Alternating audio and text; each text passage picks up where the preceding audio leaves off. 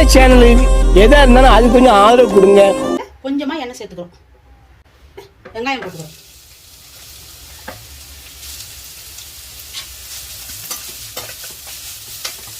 வெங்காயம் நல்லா வதங்க விட்டுட்டு எல்லாமே ஒன்றையாக ஒன்றா சேர்த்துக்க போகிறோம். இது மசாலாவுக்கு தேவையான உப்பு போட்டுக்கிறோம். அப்போ தான் கொஞ்சம் நல்லா வதங்கும்.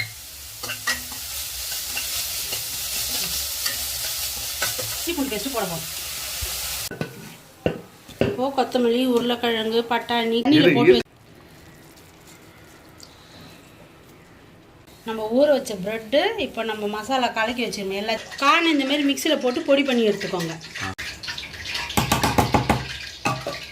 சீஸ் வச்சு செஞ்சுக்க போகிறோம். சாதாவாக கொஞ்சம் செய்கிறோம். உங்களுக்கு சீஸ் இது உள்ளே வச்சுட்டு சீஸ் பாலும் செய்கிறோம், சாதா பாலும் செய்கிறோமா? ஆமாம். வேணுன்னா நீங்கள் பன்னீர் கூட வைக்கலாம். உங்களுக்கு எது பிடிக்குதோ அதை வச்சுக்கலாம். நல்லா காஞ்சிடுச்சு. சிம்மில் வச்சுட்டு பொறுமையாக ஒரு உருண்டையாக போடும். இப்போது நல்லா இதுவாகிடுச்சு பாருங்கள். போண்டா ரெடி. ஷார்ட்ஸில் ஃபுல் வீடியோ போட முடியாது. வீடியோ லிங்க்கு கீழே கொடுக்குறேன், வேணுன்றவங்க பார்த்துக்கோங்க.